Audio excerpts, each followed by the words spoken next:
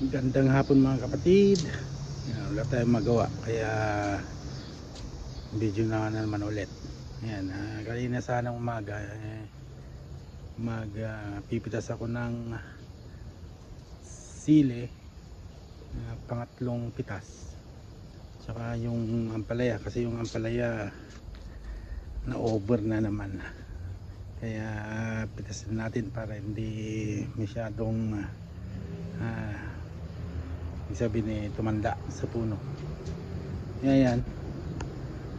At siguro yun lang muna pipitasin ko, tapos itutuloy natin bukas kasi marami pa akong gagawin dito sa bahay. Kaya bawas sa oras tayo kasi nga parating ng winter na naman. Marami pang asikasuhin dito sa bahay, kailangan maghanda ulit. Kaya ayun, bagong lahat ipapakita ko muna yung ating natitirang mga tanim na ating pinagkukuhanan pa, o pwede pang alam mo na, pwede pang pitasan. Alright, at yan nga, yan na lang titira na dito. Kamote, walang sawang kamote. Ayan, kamote na lang, at saka banda roon yung konti na lang siya, yung kangkong, yung banda roon. Tapos extra pa yung dalawang bin ng basura doon.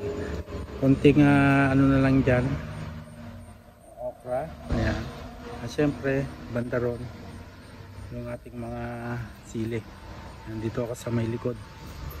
Ayan, ang ating, ayan, wala na pa dito sa may mga ano, dito sa nakapasong ampalaya, pawala na rin. Pero yung nandun sa ano, isa pa, yung tatlong puno roon sa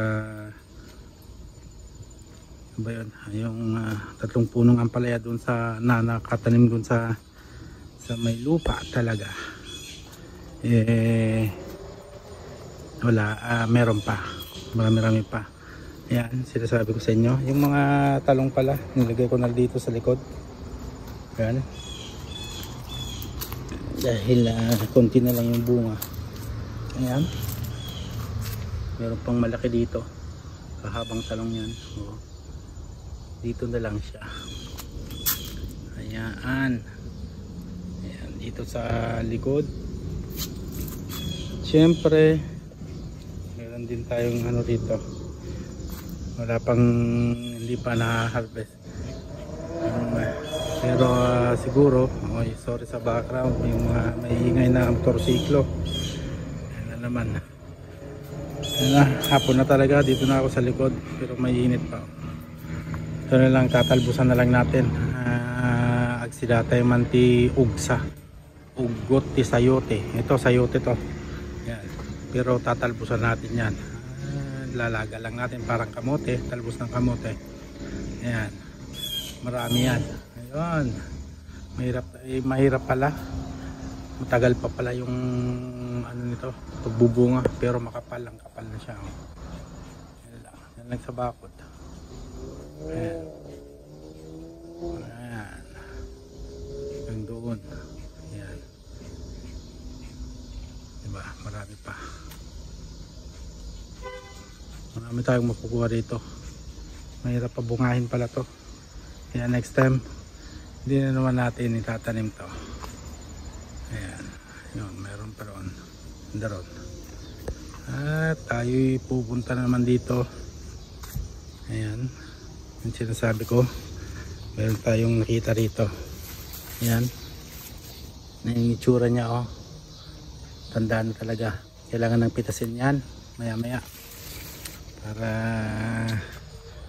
hindi na ganong tumanda. Yan. Dito yung mga nakapaso, kinukuha ko na lang dito. Meron pa mangilan-ngilan na bunga, pero dito ako kumukuha ng mga dahon. Yan. Adita, nagluto ako ng munggo, kaso yung nilagay ko bunga. Ayan. Ayan, mga bunga. Ayan, ito galing pa dito sa may paso. Ayan, ito sa paso pa rin to, pero ang mga to bago to, sa dulo na ng tinanim natin na dun sa yung tatlong piraso na puno ng ampalaya dun sa may lupa. Ayan, ayan siya pagka ganito na pagka ganito medyo matanda na, malapit ng maging binhi na naman. Yan, yung mapapansin dito sa may gilid, marami siya kasi yung mga lumalampas na mga sanga na ganito, sinasampay ko lang ganyan kasi wala na wala na siyang pupuntahan na balag. Yan marami pa yan, lalo na dito sa may may mga nakatago dyan, wala pa siyang bunga. Yan makikita nyo mga maliliit. Ayan, dito sa gilid marami ayan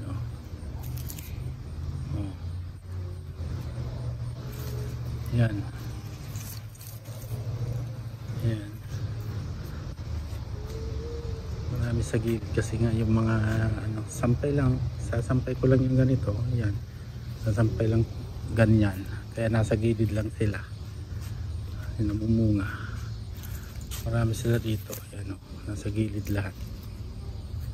Ayan yan pa bago. Ayan, wala na, extension lang to, yung na to, extension lang. Ayan, yung doon mga ayun naputol mga kapatid. Ayan, hanggang doon sa may puno dito 6 na metro na, lumalampas pa. Ayan dito pa yung yung sanga niya, yung kalbos niya. Ayan, sa mga gilid marami yung nakatago.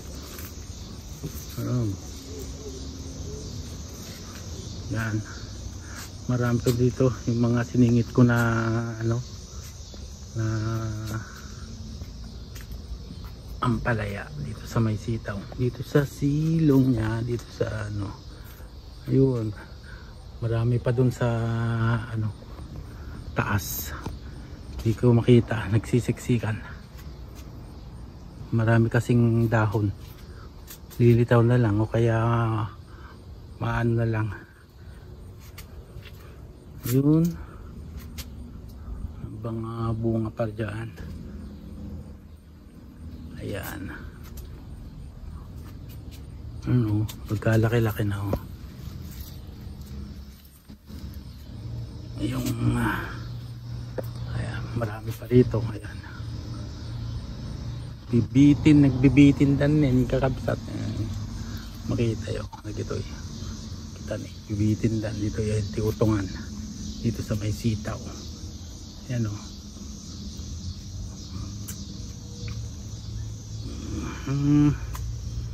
ayan, iba na talagang pitasin na, hindi na kailangan palampasin.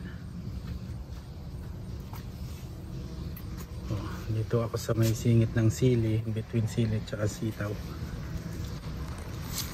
Ayan, nagdakulan apaw. Ayan, may mga bunga-bunga dyan. Sumasampa na nga dun sa may sili. 1 metro yung agwat nila. Ayun. See? Lapit ng mahinog Anong pa doon? Dito naman sa ating ayan, Carolina Reaper. Ayan. hinog na sila, malapit ng anihin. Gusto kong pahinugin dyan sa puno. Ayan. Tapos dried natin, tapos giling natin, lagay natin sa blender para maging pulbos. Ito yung itsura nya, parang ano, habanero, pero iba, may buntot. Ano, may buntot. Ito yung buntot nya, ayan o. Oh. Ayan, patulis. Ayan, lapit na. Ito namang ano rito ay sa may pinto. Ayan, dito nag-uumpisa pa lang, pero nasa lupa siya. Ayan, yung nahuling tinanim ko, ay hindi pala, yung pangalawa pala, kasi yung huli yung 5 piraso dun sa may gilid ng bakod. Ayan o, nag-uumpisa pa lang, pero abot pa naman nyo dito siguro. Nag-uumpisa pa lang siya. Ayan, ang pinagkaiba naman nito sa lupa kaysa sa nakapaso, yun yung mapapansin, walang namamatay na yung mga bunga. Gibusel na, kung ano tayo Ilocano, nag-ibusel na kaswim eh. Yung mga ganito, walang namamatay. Wala pa akong nakitang ano namatay.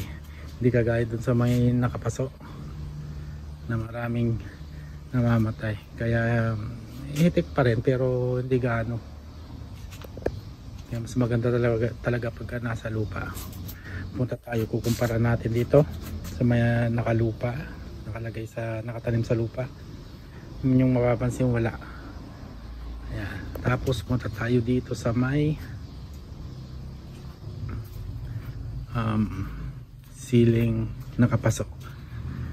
Papansin nyo, marami. Ayan, yung mga nagdiyelong ganyan. Ito, ay sorry. Ayan, ayan. Oh, kita nyo, yung mga nagdiyelong ganun. Ayun, patay na. Oh. Ayun, wala na. Oh, nalaglag na. Marami. Kaya hindi ganong ano, kung sana nabuhay lang lahat yan ay pagkarami-rami. Ayan, ayan. Marami. Yan ang harvest natin bukas para bawas sa trabaho. Ayan, you know? Ayan o, oh. Marami namamatay. Oh, wala na. Yan o. Ayan, marami pa ring bunga. Ito, hindi ko naaalisan ng buto dito. Kasi panigang to, at saka lalagyan natin sa sinigang, at saka pinakbet. Ayan. Ayan, hindi na natin bababad. Kung marami-rami pa, siguro marami pa to eh. Yung iba bababad ko ulit. Yan o, hitik pa o. Yan karami yung ano na nakapaso. Ayan, timba lang yan o. Pero maraming bunga. See? Ayan. Mas mainam sana talaga kung nakapaso lahat. I mean nakasalupa lahat sila. Mas maraming pa sana. Tsaka yung mga binhi ko malapit na. Ayan, yung mga binhi. Ayan o. Ayan, nahihinog na. Ayan, gusto ko kasi maraming binhi. Kahit isa lang sana, marami na yung buto eh. O dalawa. So gusto kong ano, kasi pipili tayo ng mga malulusog. Ayan, lapit na siyang ano, iba na yung kulay oh. Lapit ng mahinog. Ayan, ayan. Marami yan. Ayan, Tsaka yung ating mga sitaw wala na talaga, nagpapanibago yan, kaso hindi na yata aabot. Makikita nyo may mga ayun, kita nyo yon, ayun yun, bagong ano yun, bago yun na ano, sa dulo ng pinagpitasan ng bunga, mamumulaklak na naman. Yan, maya ulit pipisas muna ako ng ating ampalaya. Alright, dyan tayo mag focus. Ayan. At yan mga kapatid, dito na yung aking nakuhang mga ampalaya. Yan, 17 na piraso lahat. Yan, di ba, marami pa. Tsaka marami pang palaki. Ayan, at ito naman yung nakuha kong sitaw na nandun sa mga puno na naiwan. Ayan, ito kanina umaga lang to. Habang nag-aantay sa mga bata para pagpasok nila sa school, ayan, nanguha na ako. Ayan, galing lang kasi sa trabaho kanina umaga, kaya ayan, kunting pahinga muna, kaya hindi natin pinutas lahat. Ito yung sili ng sabay. Ayan, ito gagawin nating PB plus O. Ayan, ano yung ibig sabihin ng PB plus O?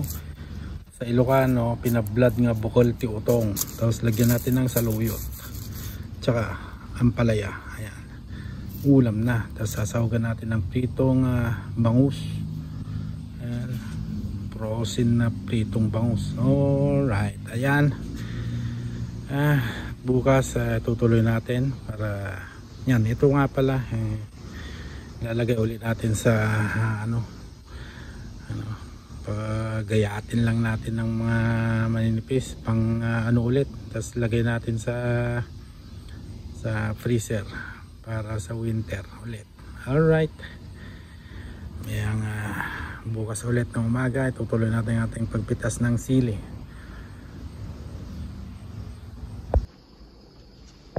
Ayan, good morning mga kapatid. Ayan, tuloy na natin ang ating pagpipitas ng ating siling panigang.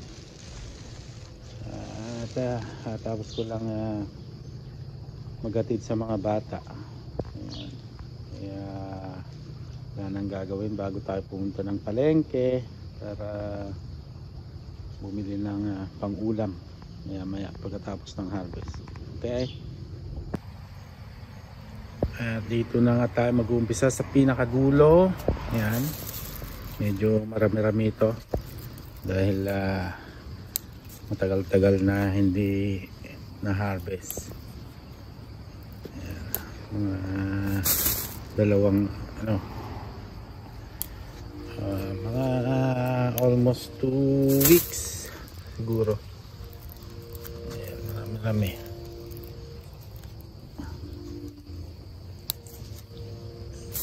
At ating ilalagay ulit sa ating freezer para gamitin panigang, sasawag sa sinigang, pabango, at syempre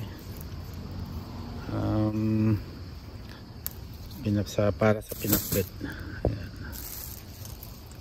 Medyo marami-rami, kaya sulit na naman mga kapatid ang ating pag-harvest. Ayan, sulit sa pagod dahil sa pagtatanim, kahit medyo mahirap-hirap konti, sulit naman dahil marami tayong ma-harvest. At siguro next year ulit dadagdag pa tayo ng ibang pananim. Magre-research muna kung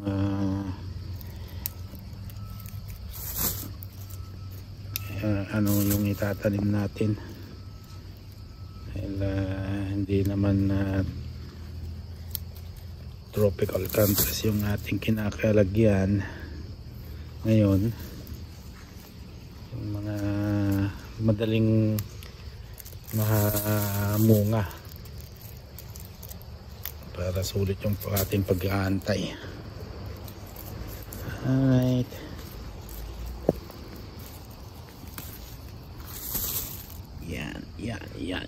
yan.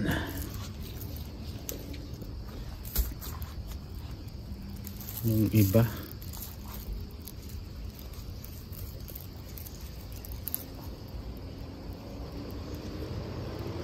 siguro magdadagdag ako ng kangkong kasi hindi ko pa nasubukang mag-adobo dahil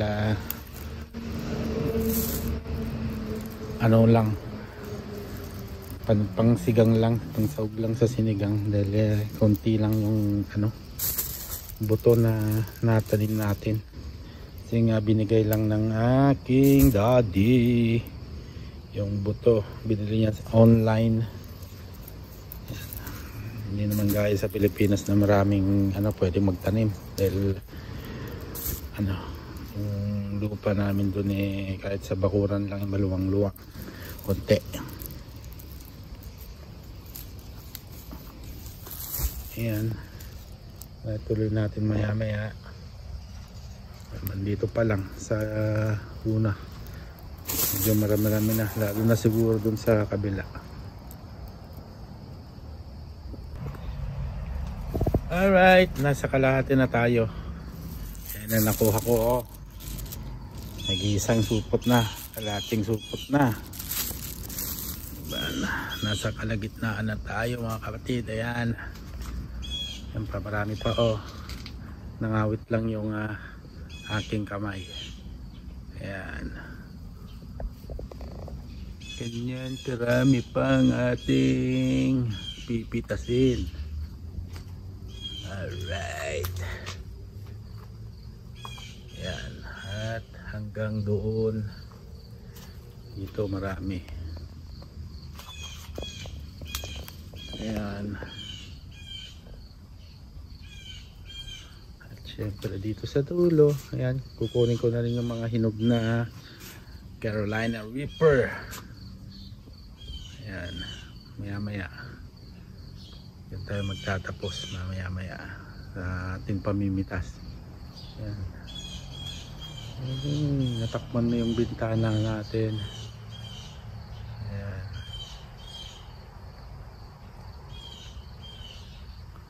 paso. Ayan, paso lang. Ayan, ating Carolina Reaper maya pipitasin natin.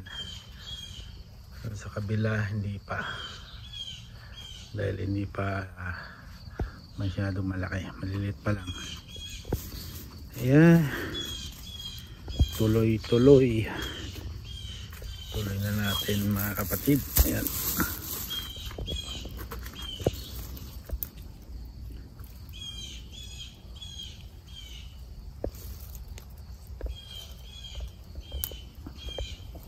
muntik mahulog.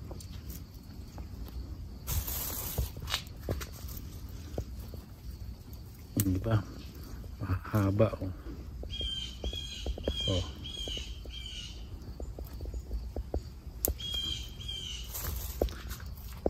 Huwag ng ibon. Naghahanap ng kasama siguro. Ibon na yun. Masyadong maingay. Yan.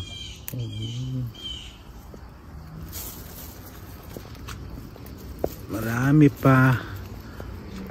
Punta ako dun sa likod maya-maya.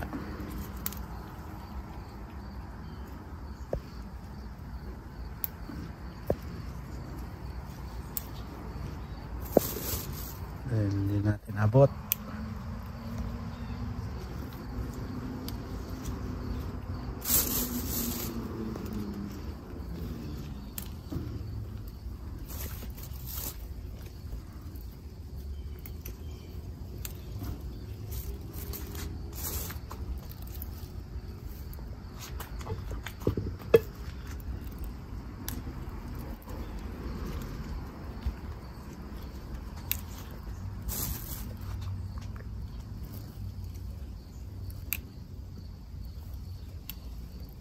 Mabango naman siya pero hindi gaanong mabango talaga. I mean, pagka nagpapaksiw ka o kaya iniihaw, yung mga native kasi mabango. Ito mabango pero hindi gaano. Kahit pagka nagpaksiw ka malayo pa lang na amoy mo na ang niluluto ng karuba. Mga kapitbahay, alam mo na yung ulam nila pagka naamoy mo. Ayan.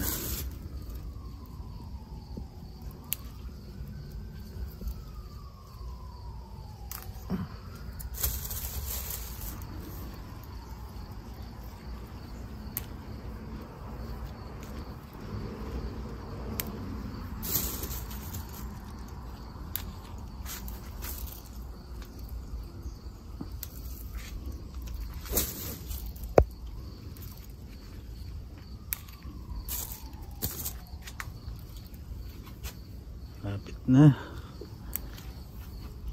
Pero punta ako mamaya doon sa likod. Hindi ko abot. Hindi ko abot yung iba. Yan. Ayun lang supot. Yan. Yan to karami. Meron pa. Mga ilang puno pa. Right. At ito na mga kapatid yung ating na-harvest na siling panigang. Yan, imbak na naman tayo sa fridge, sa freezer. Yan, panghalo sa sinigang tsaka sa pinakbet kung ano pa man. Yung iba dito siguro ipapaksin ko tsaka ihaw. Idumudum tayo manti, di ko tibuguong. Alright, sa muli, babush!